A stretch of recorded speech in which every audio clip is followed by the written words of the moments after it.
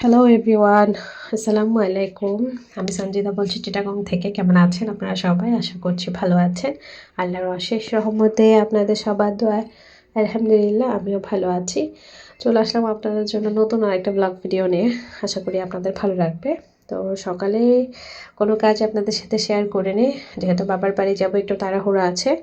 তো ভাবলাম যাওয়ার সময় আপনাদের সাথে ব্লগটা শেয়ার করব। তো চা নাস্তা খেয়ে নিয়েছি, মানে মোটামুটি বলতে পারেন যে সংসারের সব কাজে গোছানো আলহামদুলিল্লাহ।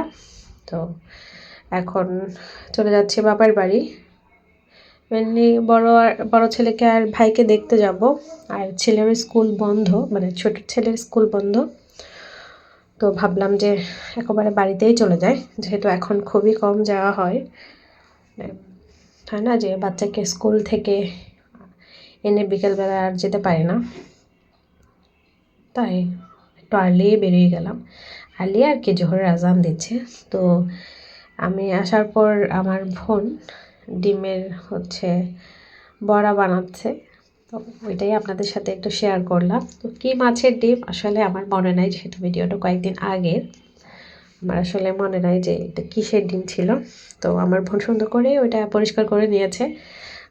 সাথে কাঁচামরিচ, ধনিয়া পাতা, পেঁয়াজ, একটু হলুদ, একটু মরিচ, মানে 1 চিমটি পরিমাণ বলতে পারেন, হলুদ মরিচ, পরিমাণ মতো লবণ, আর একটা ম্যাগি মশলা, যেটা দিলে আসলে যে কোনো খাবারের টেস্ট এমনিতেই বেড়ে যায়।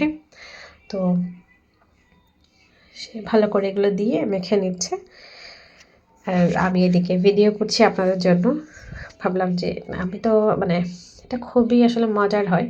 আর অবশ্যই একটা ডিম দিতেই হবে, কারণ ডিম যদি না দেন, মানে একটা মুরগির ডিম যদি না দেন, তাহলে ডিমটা হয় না যে আমরা যখন বড়া করব, বড়ার শেপটা আসলে নিতে চায় না। তো তো আমার বোন দিয়ে ভালো করে কচলে মেখে নিচ্ছে। ডিমটাও অবশ্য আগে কচলানো হয়েছে ভালো করে, তারপরও আরেকটু ভালো করে মেখে নিচ্ছে।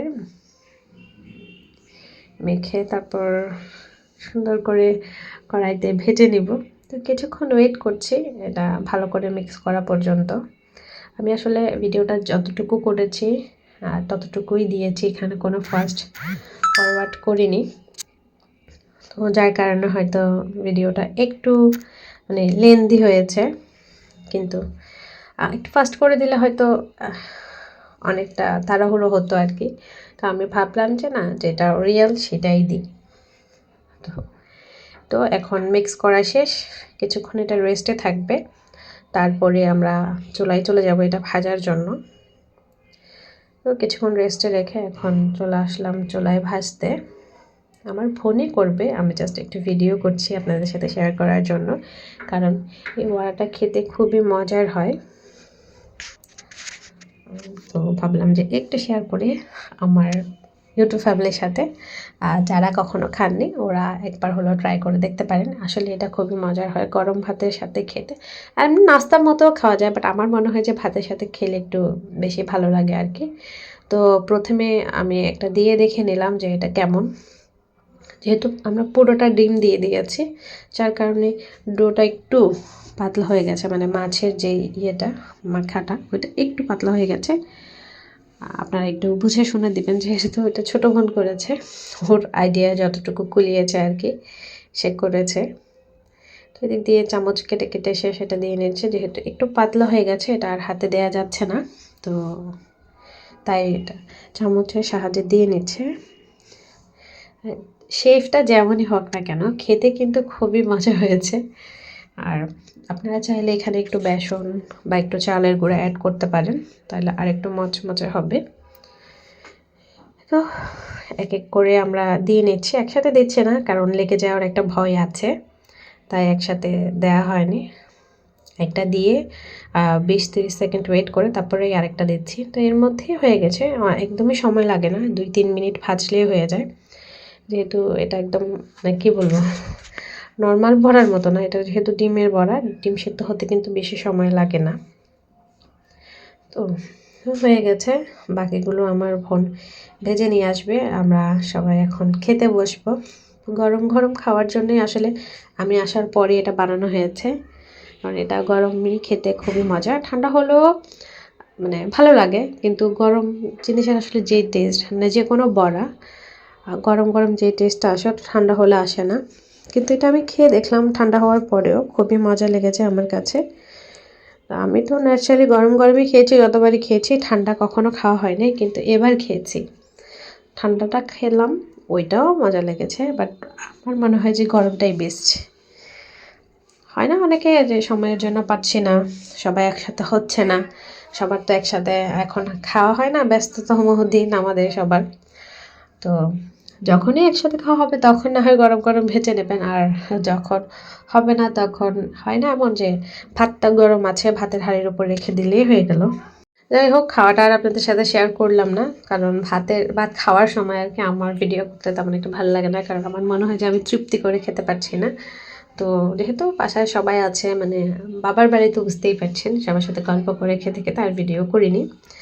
এদিকে আসরের আজান দিয়ে দিয়েছে, নামাজ কালাম পড়ে আমরা বেরিয়ে গেলাম ছেলেকে আর ভাইকে দেখতে, ওদের জন্যও নিয়ে নিয়েছি, পাশাপাশি ওদের জন্য আরও কিছু খাবার নেওয়া হয়েছে, কিছুটা মেজবান নেওয়া হয়েছে গরুর মাংসের, আমাদের মানে চাটগাঁয়াদের ঐতিহাসিক মেজবান, তো মেজবানের গোস্ত নেওয়া হয়েছে। আর এ তো আজকে আমি মিডলে বসেছি, যার কারণে একদমই সুন্দর করে ভিডিও করতে পারছি না। এসে এখন ওদেরকে নিয়ে তারপর আসলাম, তো ওরা নাকি সবাই ফুচকা খাবে, তো ফুচকা খেতে বসলাম আমরা সবাই মিলে। তো আমার বোনেরা আছেন এখানে, বসে আমার ভাইয়ের সাথে একটু দুষ্টুমি করছিলাম যে ও দাঁতগুলো দেখাও, মানে মামা ভাগিনা একজনেরও দাঁতের শেপ সুন্দর না, অবশ্য পরে ঠিক হয়ে যাবে, এখন তো কারো দাঁত পড়ে গিয়েছে বা কিছু এরকমই হয়েছে আর কি। তো এদিকে সবাই ফুচকা খাচ্ছে, আর আমার ছোটো ছেলেও নিয়ে বসেছে, সে অবশ্য তেমন একটা ফুচকা খায় না, যে সে বেশিরভাগই ফুচকার টকটা খায়, আর বড়রা সবাই যেটা নেবে সে তো সেটা নেবেই, এটা তো ওর আগে থেকেই অভ্যেস। তো এখন আমরা বাসায় চলে আসলাম, তো ছোট্ট একটা ব্লগ আজকে আপনাদের সাথে শেয়ার করলাম, কেমন লাগলো আপনাদের কাছে অবশ্যই কমেন্ট করে জানাতে পারেন। আমার ভিডিওটা ভালো লাগলে অবশ্যই একটা লাইক কমেন্ট শেয়ার করে দেবেন, দোয়া করবেন আমার জন্য যাতে আপনাদের কাছে সুন্দর সুন্দর ব্লগ আমি নিয়ে আসতে পারি। চেষ্টা করছি যাতে ভিডিওতে কিছু ডেভেলপ করা যায়, দেখি কতটা কে পারি। আপনারা পাশে থাকলে সাপোর্ট করলে অবশ্যই পারবো, আর যারা এ পর্যন্ত আমার সঙ্গে ছিলেন তাদেরকে অসংখ্য ধন্যবাদ। আজকের মতো বিদায় নিচ্ছি, সবাই ভালো থাকবেন, সুস্থ থাকবেন, নেক্সট কোনো ভিডিওতে। আল্লাহ হাফেজ, আসসালামু আলাইকুম।